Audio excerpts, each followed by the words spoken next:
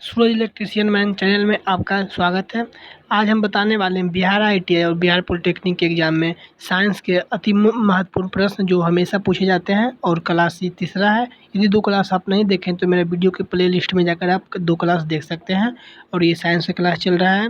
सभी प्रश्न के संबंधित जितना भी प्रश्न बनेगा सभी क्वेश्चन को हम करेंगे। जितना भी प्रश्न है उससे संबंधित जितना भी प्रश्न बनेगा सभी हम करेंगे। यदि चैनल पर नए हैं तो चैनल को सब्सक्राइब एवं लाइक ज़रूर कर दें, जिससे कि अगला वीडियो का नोटिफिकेशन आप तक पहुँच पाए। ठीक है दोस्तों, चलते हैं वीडियो की ओर। आज एक क्वेश्चन आप जैसा कि देख पा रहे हैं,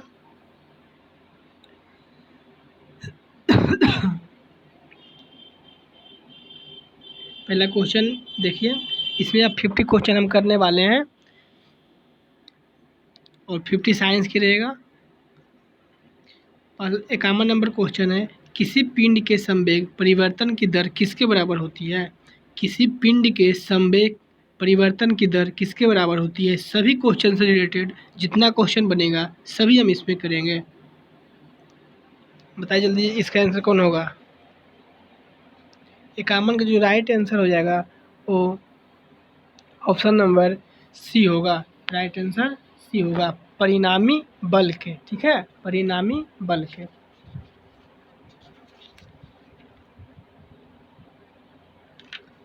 अगला क्वेश्चन, जैसा कि आप पढ़ पाए होंगे कि निम्न में से किस पदार्थ में ध्वनि की गति सबसे धीमी होती है? इसमें कौन सा पदार्थ है जिसमें कि ध्वनि की गति सबसे धीमी होती है? तो 52 का आंसर हो जाएगा आपका। ए में है वायु में, कि बी में है कांच में, सी में है जल में और डी में है काष्ठ में। ठीक है, और 52 की जो आंसर हो जाएगा आप लोग दे पाए होंगे, option number A correct answer वायु में होगा। ठीक है, आप लोग जानते भी होंगे। अगला क्वेश्चन है, एक रेडियो सक्रिय स्रोत की इकाई निम्नलिखित में कौन सी है? यानी कि एक रेडियो सक्रिय स्रोत की इकाई, किसकी इकाई? रेडियो सक्रिय स्रोत की इकाई निम्न में कौन सी है? लक्स, बैकुलर, टेस्ला या सीमेंस। लक्स, बैकुलर, टेस्ला, सीमेंस। जल्दी बताइए, एक रेडियो सक्रिय स्रोत की इकाई निम्न में है, कौन सी है? 53 का जो राइट आंसर हो जाएगा ऑप्शन नंबर बी, बैकुलर। ठीक है, 54 नंबर क्वेश्चन आप पढ़ पाए होंगे, क्या लिखा है? रबर के व्यापारिक वल्कनीकरण में किसका प्रयोग शामिल है? रबर के व्यापारिक वल्कनीकरण में किसका प्रयोग शामिल है? ऑप्शन नंबर ए में है गंधक, बी में है कार्बन और सी में है फास्फोरस और डी में है सिलीनियम।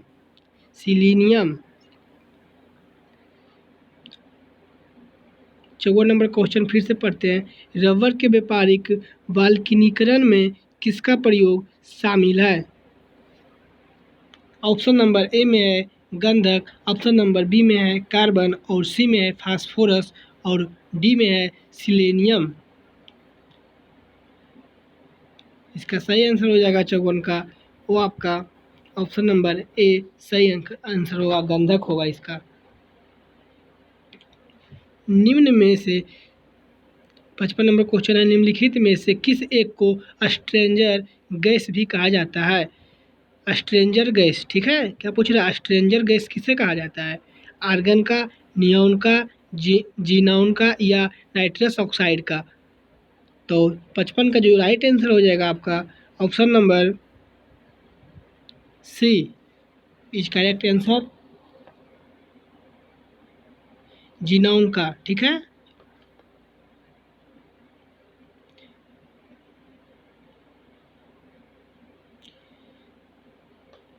कार्बन का शुद्ध रूप है, ए में हीरा, बी में ग्रेफाइट और सी में चारकोल और डी में, ऑप्शन नहीं दिख रहा है इसमें नहीं इसमें नहीं है। 56 का जो ऑप्शन नंबर डी है वो है फुलेरिन। ठीक है, ए में है हीरा, बी में ग्रेफाइट, सी में चारकोल और डी में फुलेरिन है। ठीक है, कार्बन का शुद्ध रूप बताएं जल्दी, इसका कौन सा होगा 56 का आंसर? 56 का जो राइट आंसर हो जाएगा ऑप्शन नंबर ए, यानी कि हीरा। कार्बन का शुद्ध रूप कौन सा है? हीरा है।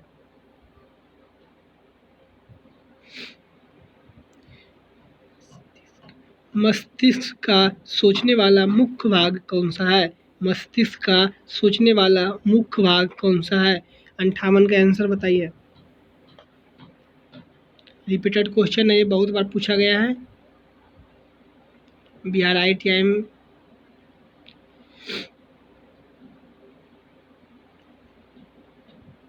58 का जो राइट आंसर हो जाएगा आपका ऑप्शन नंबर सी।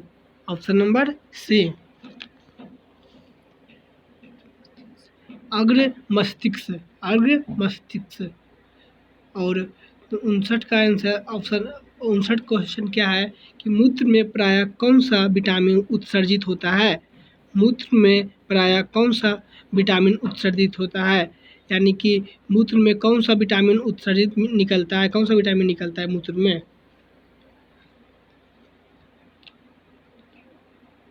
ए में है विटामिन ए, और बी में है विटामिन बी, और सी में विटामिन सी, और डी में विटामिन बी और सी। 59 का सही आंसर जो है आपका ऑप्शन नंबर डी, बी और सी दोनों निकलता है। ठीक है, मूत्र में उत्सर्जित कौन कौन सा विटामिन होता है? तो बी और सी दोनों होता है। 60 का,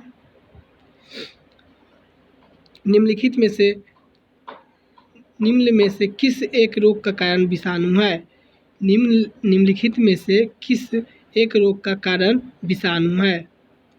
ए में है एस्मा, और बी में है टाइफाइड, और सी में है इन्फ्लुएंजा, और डी में है डिप्थीरिया। डिप्थीरिया। तो 60 का जो आंसर हो जाएगा option number C is correct answer.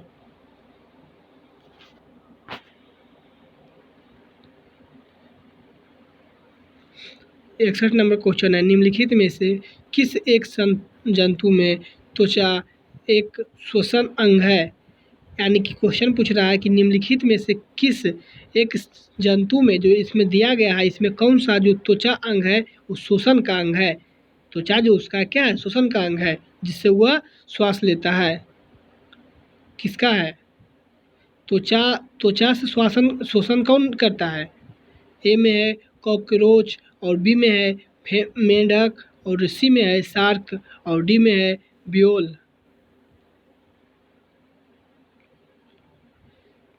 तो 61 का सही आंसर जो हो जाएगा आपका ऑप्शन नंबर बी, मेढक। ठीक है, मेढक जो है जो त्वचा से शोषण करता है। कमरे के ताप पर कौन सी अधातु द्रव पाया जाता है? बहुत ही महत्वपूर्ण प्रश्न है। कमरे के ताप पर कौन सा अधातु, ना कि धातु, अधातु पूछा है। 62 का सही आंसर बताइए जल्दी। ऑप्शन नंबर बी होगा। यदि पूछता धातु तो पारा होता, और धातु बोला है तो ब्रोमीन होगा। Option number B. कैल्शियम परमाणु संख्या 20 की संयोजकता क्या होगी? 63 के आंसर बोलिए जल्दी। इसका होगा 2, ऑप्शन नंबर बी। शुद्ध जल का पीएच मान, ये आपको हम पिछला वीडियो में बताए होंगे। पीएच मान से संबंधित बहुत क्वेश्चन आते हैं एग्जाम में। शुद्ध जल का पीएच मान क्या होता है? तो ऑप्शन नंबर सी। यहाँ से आपको हम क्वेश्चन बताते हैं, 2-3 क्वेश्चन और बनेगा। यहाँ आपसे पूछा जाएगा कि 7 से कम वाले विलयन का पीएच मान क्या होता है? या तो क्षारीय होता है या अम्लीय होता है, ऐसा ही ऑप्शन रहेगा। तो आपको बता देते हैं कि 7 से यदि कम रहेगा तो अम्लीय कहलाएगा, 7 से अधिक रहेगा तो क्षारीय कहलाएगा। यहाँ से एक क्वेश्चन बनता है। 65 नंबर भी क्वेश्चन बताते हैं, इससे भी 2-3 क्वेश्चन निकालेंगे।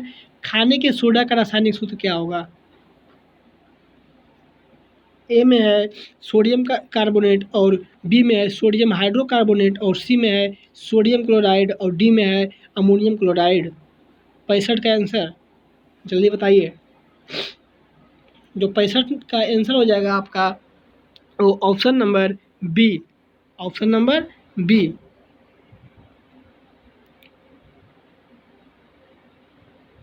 सोडियम हाइड्रोकार्बोनेट, और ए में है सोडियम कार्बोनेट। यहाँ से क्वेश्चन ये बनेगा, डी जो है अमोनियम क्लोराइड है, इसका व्यापारिक नाम जो है अमोनियम क्लोराइड ही होता है। और यहाँ नमक है, व्यावहारिक नाम इसका नमक होता है, रासायनिक नाम इसका होता है सोडियम क्लोराइड। और ये खाने वाले सोडा का नाम बेकिंग सोडा भी कहते हैं इसको।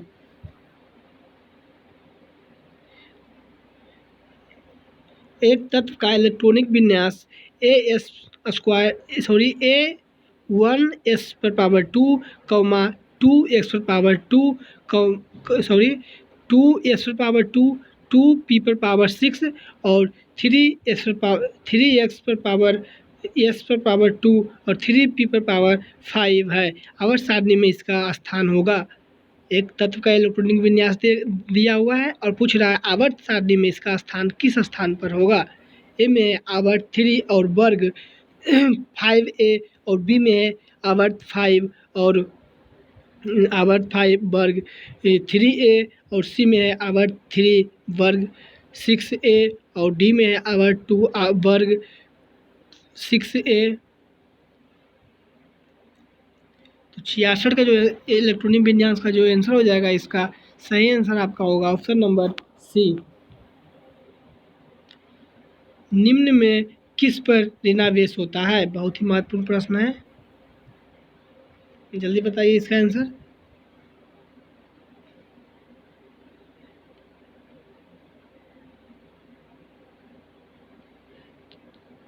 तो 66 जो सही आंसर हो जाएगा ऑप्शन नंबर बी, यानी कि बीटा कण का। अल्फा कण का क्या होता है? धन होता है कि ऋण होता है? तो अल्फा कण का आपको बता देते हैं कि अल्फा कण पर पॉजिटिव होता है यानी धनात्मक होता है, और बीटा पर ऋणात्मक होता है, और गामा पर उदासीन होता है। ठीक है, गामा किरण जो होता है उस पर आवेश पूछेगा तो उदासीन बताना है, न्यूट्रल बताना है। और ए पर पूछेगा यानी कि अल्फा पर पूछेगा तो इस पर आपको धनावेशित बताना है, और बीटा पर जो भी बता दिए हैं ऋणावेशित होता है। ठीक है, ऑप्शन नंबर बी।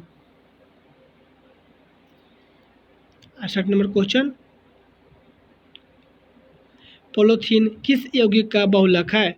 ए में मेथेन, और बी में एथेन, और सी में इथीन, और डी में इथाइन। यहाँ बॉन्ड वाला क्वेश्चन है बहुलक का। जो 68 का सही आंसर हो जाएगा आपका ऑप्शन नंबर सी होगा, इथीन, एथीन। ठीक है,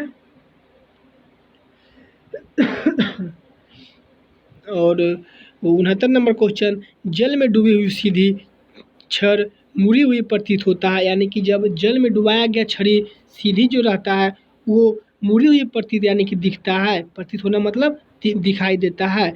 इसका कारण क्या है? प्रवर्तन है, अपवर्तन है, प्रकाश किरणों की उत्क्रामिता है, या उपयुक्त में से कोई नहीं।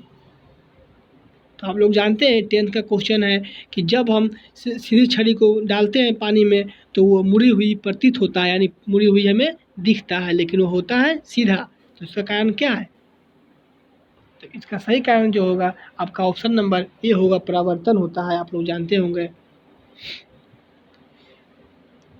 70 नंबर क्वेश्चन आप पढ़ पाए होंगे। एक तरंग की चाल दिया गया है, तरंग दैर्घ्य 3 मीटर है, तो तरंग की आवृत्ति पूछा है, फ्रीक्वेंसी पूछा है। ठीक है, चाल दिया है और वेवलेंथ भी दिया है और फ्रीक्वेंसी पूछा है। आप निकालिए, इसका फार्मूला होता है, बहुत ही क्वेश्चन है।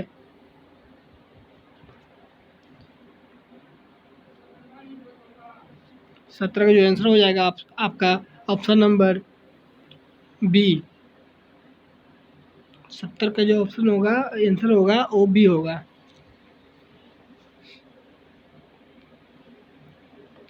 इकहत्तर नंबर क्वेश्चन,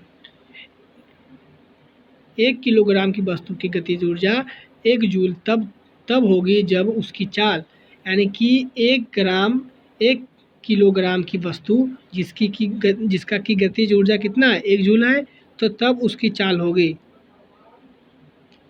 71 के क्या होगा, 71 नंबर क्वेश्चन, जल्दी बताइए इसका आंसर क्या होगा। Option number C correct answer, 1.4 metre प्रति सेकेंड। न्यूनतम संभव ताप, पिछला वीडियो में बता दिए थे इसका आंसर, वैसा ही क्वेश्चन कराए थे पिछला वीडियो में। न्यूनतम संभव ताप किसको कहते हैं, 72 का आंसर ऑप्शन नंबर ए, -273 डिग्री सेल्सियस।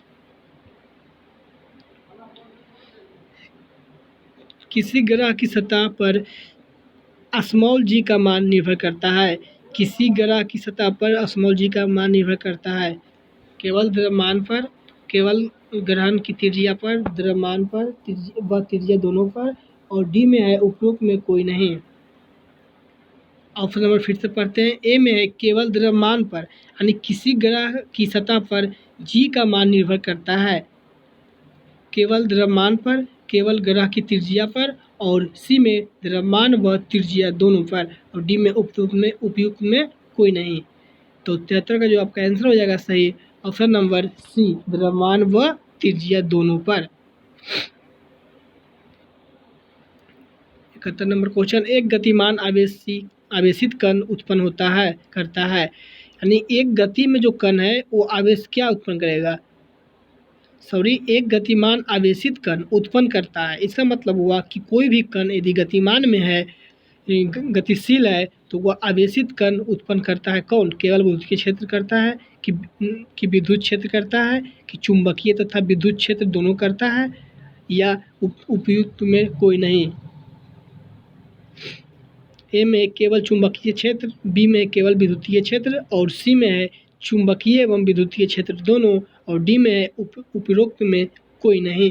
तो जो गतिमान आवेश जो रहेगा उत्पन्न करेगा कण, जो गति में रहेगा कण वो आवेशित उत्पन्न करेगा, वो आपका हो जाएगा 77 का आंसर सी होगा, चुंबकीय विद्युतीय क्षेत्र दोनों करता है। ठीक है, 78 नंबर क्वेश्चन आप पढ़ पाएंगे, क्या लिखा है, बिडाल टेस्ट का संबंध किस रोग से है, बिडाल टेस्ट का संबंध किस रोग से है, बायोलॉजी का क्वेश्चन है। ऑप्शन नंबर इसका आंसर जो होगा वो ए होगा, मोतीझरा, कहीं कहीं पे आपको टाइफाइड भी मिलेगा। ठीक है, इसी का नाम, दूसरा नाम क्या है, टाइफाइड है, टाइफाइड। ऑप्शन नंबर ए।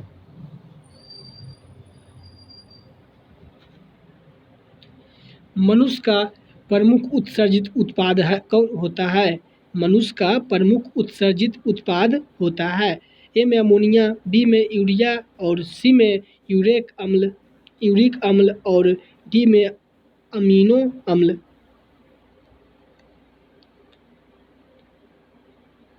79 नंबर क्वेश्चन क्या कह रहा है, मनुष्य का प्रमुख उत्सर्जित उत्पाद होता है, ए में अमोनिया, बी में यूरिया, और सी में यूरिक अम्ल, और डी में अमीनो अम्ल।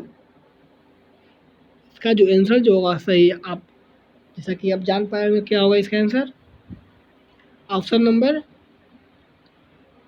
बी होगा, यूरिया होगा। ठीक है,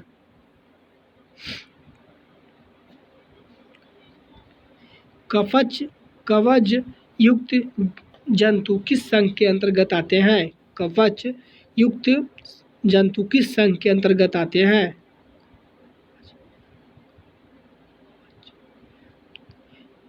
80 नंबर क्वेश्चन है, कवच युक्त जंतु किस संघ के अंतर्गत आते हैं, ए में है एक्नोडर्मेटा के, और सी में है सिलेंड्रेटा के, और बी में है सिलेंट्रेटा के, और सी में है मोलस्का के, और डी में है आर्थ्रोपोडा के।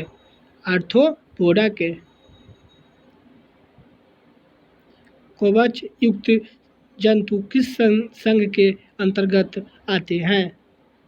80 नंबर 80 का जो होगा आंसर सही होगा आपका ऑप्शन नंबर सी।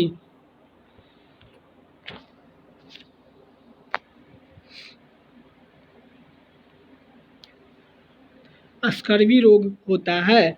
81 का ऑप्शन नंबर ए में है विटामिन ए की कमी से, और बी में है विटामिन डी की कमी से, और सी में है विटामिन डी की कमी से, और डी में है विटामिन सी की कमी से। तो आप लोग जानते हो कि स्कर्वी रोग जो होता है वो विटामिन, जल्दी बताइए, विटामिन डी की, sorry, option number D vitamin C की कमी से होता है स्कर्वी रोग। ठीक है। निम्नलिखित में से कौन सा रोग विषाणुओं द्वारा उत्पन्न नहीं होता है? निम्नलिखित में से कौन सा रोग विषाणुओं द्वारा, किसके द्वारा, विषाणुओं द्वारा उत्पन्न नहीं होता है? ए में है पोलियो, बी में है चेचक, और सी में है एड्स, और डी में है तपेदिक, इसको टीबी भी कहते हैं। तो 82 का जो हो जाएगा आंसर आपका ऑप्शन नंबर डी, टीबी। ये जो है विषाणु द्वारा उत्पन्न नहीं होता है। टीबी क्या है? विषाणु द्वारा उत्पन्न नहीं होने वाला रोग है। ठीक है।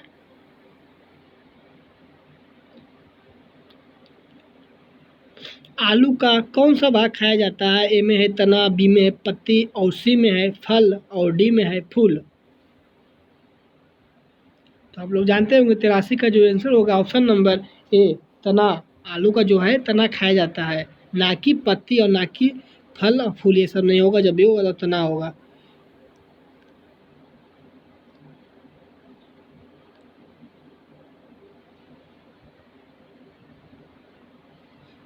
मानव शरीर में भोजन का पाचन निम्नलिखित में से किस अंग से शुरू होता है? जो मानव शरीर में जो भोजन का पचना होता है वो किस अंग से शुरू होता है?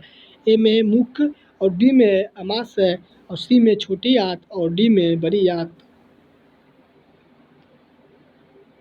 तो इसका जो होगा मुख, मुख से शुरू होता है, आप लोग जानते होंगे।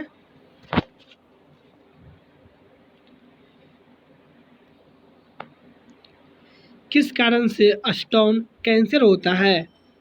85 का आंसर। ए में अम्ल वर्षा, बी में विश्वापी तापन तापन, और सी में रेडियोधर्मिता, और डी में है जीवाणु जीवा जीवाणुक क्रियाएं, जीवाणुक क्रिया। ठीक है। 85 का आंसर जो होगा, क्वेश्चन नंबर क्या है 85 में, क्या कह रहा है? किस कारण से स्टोन कैंसर होता है? ए में अम्ल वर्षा, बी में विश्वापी तापन, और सी में है रेडियोधर्मिता, और डी में है जीवाश्मिक क्रिया। 85 का जो आंसर होगा आपका सही होगा वो ऑप्शन नंबर ए। ठीक है, अम्ल वर्षा। हम लोग जानते होंगे अम्ल वर्षा, जिससे कि अगर जो अम्ल वर्षा पड़ जाए तो बहुत सी क्षति होता है धरती पे। ये 10th का क्वेश्चन है।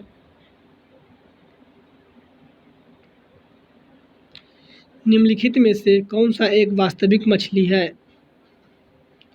निम्न में कौन सा एक वास्तविक मछली है? निम्न बोले या निम्नलिखित बोले वही होता है। ए में जेलीफिश, और बी में स्टारफिश, और सी में डॉग फिश, और डी में silver fish.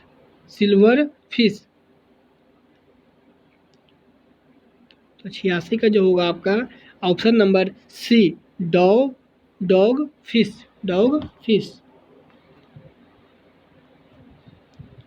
87 number question.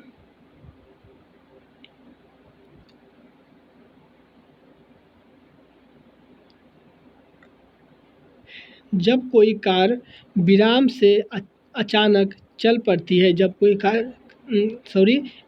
Car विराम से अचानक चल पड़ती है तो उसमें बैठे सवार पीछे की तरफ झुक जाते हैं। यह घटना का उदाहरण है न्यूटन का प्रथम नियम, या दूसरा नियम, या तीसरा नियम?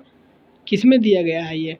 क्योंकि जब भी अचानक खड़ा होता है कार का, जब चलता है तो आदमी जो है वो बैठे जो रहते हैं सवार, वो पीछे की ओर झुक जाते हैं। ये न्यूटन किस नियम के अंतर्गत दिया था?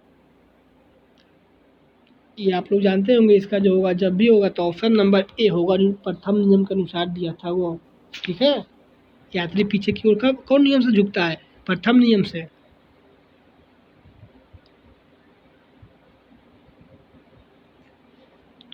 88 नंबर क्वेश्चन हम बता दिए थे पिछला वीडियो में इसका आंसर क्या होगा? समुद्र जल में औसत लवण की मात्रा 3.5 बताए थे हम 88 का। ऑप्शन नंबर सी।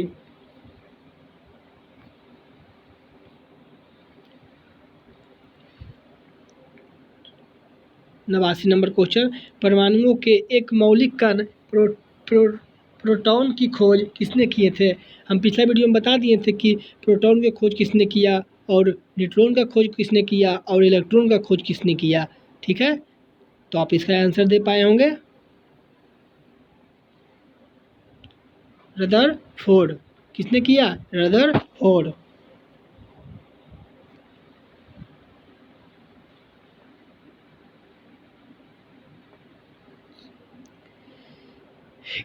ग्रीष्म ऋतु में मिट्टी के घड़े में रखा पानी की प्रक्रिया के कारण ठंडा हो जाता है, यानी कि खाली किस प्रक्रिया के कारण होता है? परासरण या भाप या विसरण या वाष्पो उत्सर्जन? वाष्पो उत्सर्जन। यानी कि क्वेश्चन है कि जो घड़ा में रखा हुआ पानी ही रहता है वो ठंडा किस कारण से होता है? प्रसरण होता है या भाप होता है? भाप मतलब बाष्पीकरण। और सी में है विसरण और डी में है बाष्प उत्सर्जन। तो ऑप्शन नंबर डी होगा इसका सही आंसर। उसमें वाष्प क्या होता है? वो उत्सर्जन होता है, भाप जो पानी का गैस जो होता है उत्सर्जन होता है, बाहर निकलता है, तो फिर अंदर जो होता है वो ठंडा शीतलक महसूस होता है। पानी जब ठंडा होता है तो क्या होता है? बाष्पो उत्सर्जन होता है। Option number D.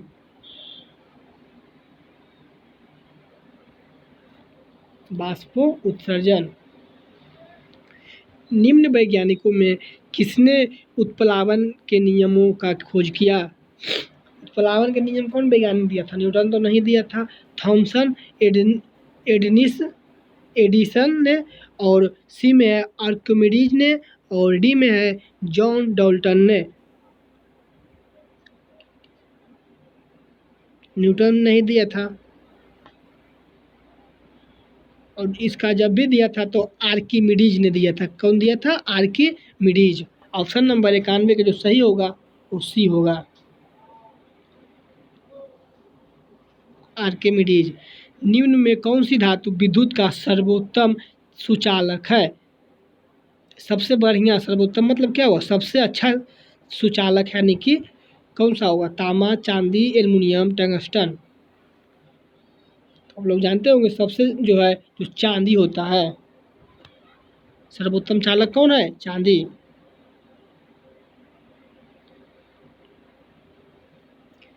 शून्य डिग्री सेंटीग्रेड कितने डिग्री फ़ारेनहाइट के बराबर होते हैं? बहुत ही महत्वपूर्ण क्वेश्चन है।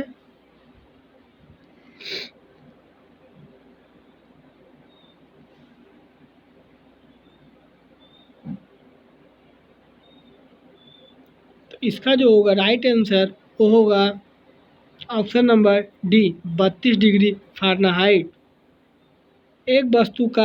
एक वस्तु पर लगाए गए गुरुत्वाकर्षण बल को क्या कहा जाता है? किसी वस्तु पर जब गुरुत्वाकर्षण बल लगाया जाता है तो उसको क्या कहते हैं? तनाव, जड़ता या भार या काम? सी होगा इसका राइट आंसर, भार। क्या कहते हैं? भार कहते हैं। आवर्त सारणी की आविष्कारक किसने किया था? आवर्त सारणी का आविष्कारक किसने किया था? 95 का आंसर बताइए।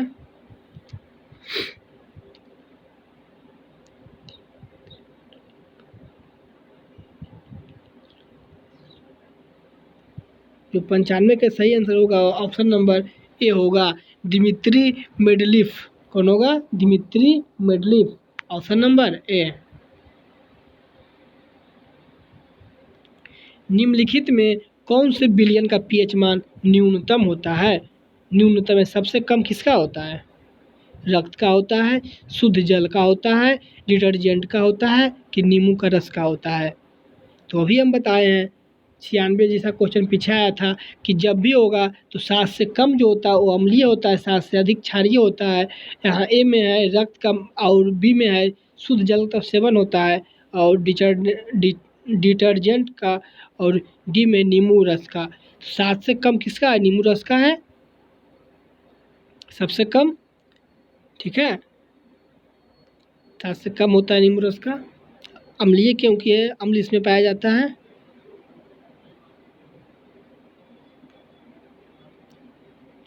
Option number D.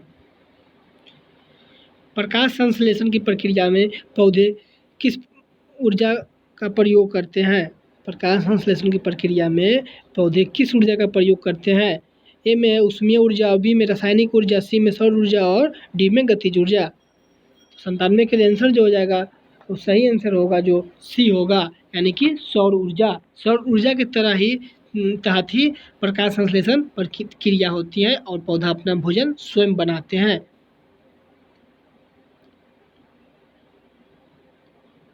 यहाँ से क्वेश्चन 97 नंबर क्वेश्चन और बनता है कि पौधे किस प्रक्रिया द्वारा अपना भोजन पकाता है? तो ये होगा प्रकाश संश्लेषण।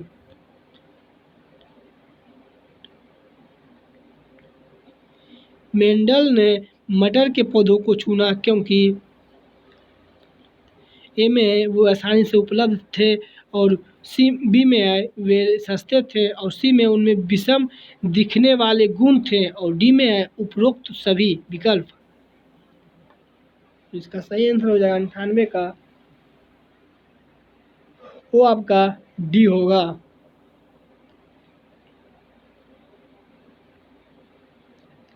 यूरिया का निर्माण कहाँ होता है? यूरिया का निर्माण कहाँ होता है? अग्न्याशय में या यकृत में, छोटी आंत में, गुर्दे में? किस में होता है? 99 का आंसर होता है जल्दी। इसका जो सही आंसर हो जाएगा आपका option number B. Option number B, यकृत में। कहाँ होता है यूरिया का निर्माण? यकृत में होता है। यूरिया कहाँ बनता है शरीर में? यकृत में। Option number B is correct answer.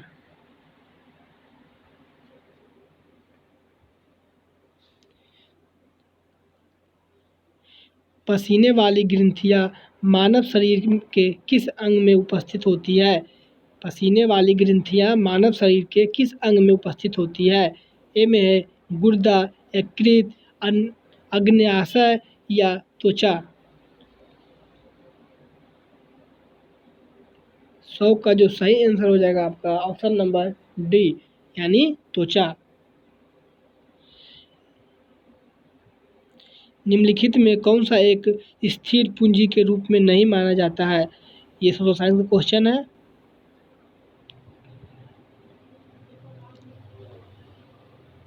Option number सी, मुर्दा।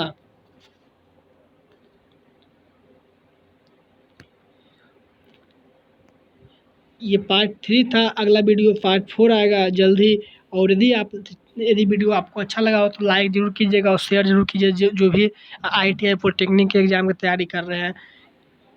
जय हिंद साथियों, चैनल को सब्सक्राइब जरूर कर दें जिससे कि अगला वीडियो नोटिफिकेशन आप तक पहुँच पाए और अगला वीडियो जल्दी आएगा और जैसे वैकेंसी का अपडेट आएगा हम आपको इसी चैनल पे हम बता देंगे। ITI के साथ। जय हिंद।